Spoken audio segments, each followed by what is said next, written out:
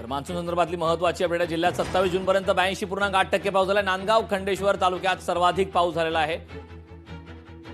रखडलेल्या पेरण्यांना आता वेग येण्याची शक्यता आहे. अमरावतीत पावसाची सरासरी मात्र सुधारली आहे. जिल्ह्यात 27 जूनपर्यंत 82.8% पाऊस झालाय.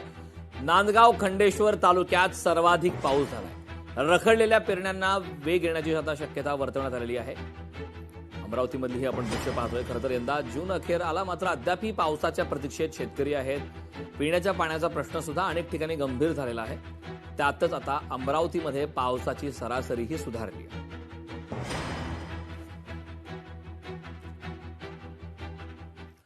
आता बातमी आहे लोकशाही मराठीच्या बातमीच्या इम्पॅक्टची. मुंबई पोलीस शहर आयुक्तालयातील पोलिसांच्या बदल्या अनेक वर्षांपासून रखडलेल्या त्या पोलिसांच्या अखेर आता बदल्या झाल्या. 4 वर्षापासून अधिक काळ या बदल्या रखडलेल्या होत्या.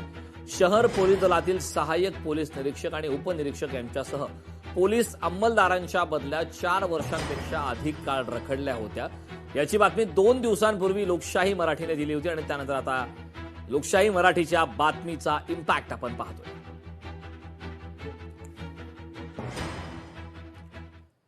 नाशिकच्या सिडकोतील सोसायटीत समाजकंटकांचा धुडगूस पाहायला मिळाला. घरासमोर 2 कारच्या काचा फोडल्यात. वाहन मालक घरी नसताना अज्ञातांकडून ही तोडफोड करण्यात आली. अंबड पोलिसांकडून घटनास्थळी पंचनामा करण्यात आलाय, गुन्हा दाखल करण्यात आलाय.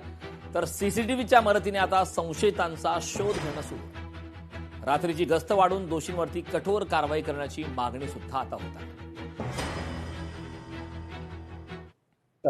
राजेश पाध्ये आदर्श सोसायटी सिडको ऑफिसच्या मागे आता आम्ही घरात सगळे बसलेले असताना बाजूच्या आमच्या सोसायटीतले अमर वजरे आणि दिनेश वाकरकर यांच्या गाड्या फोडल्या 2 जणांनी आणि ते या गल्लीतून पसार झाले.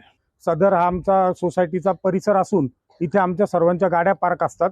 त्या पद्धतीने इथे एक माझी गाडी समोर खाली आमचे एक वाकरकर म्हणून राहतात, त्यांची गाडी अशा इथे 5-6 गाड्या आम्ही पार्क केलेल्या होत्या.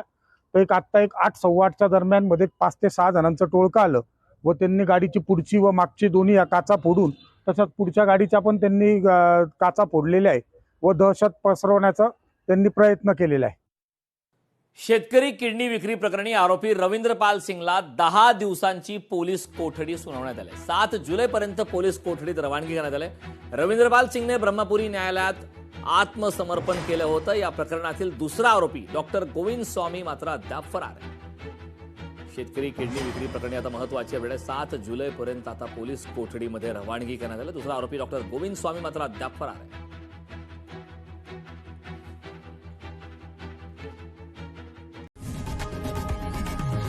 लोकशाही मराठी ऐका, पहा, जागरूक रहा.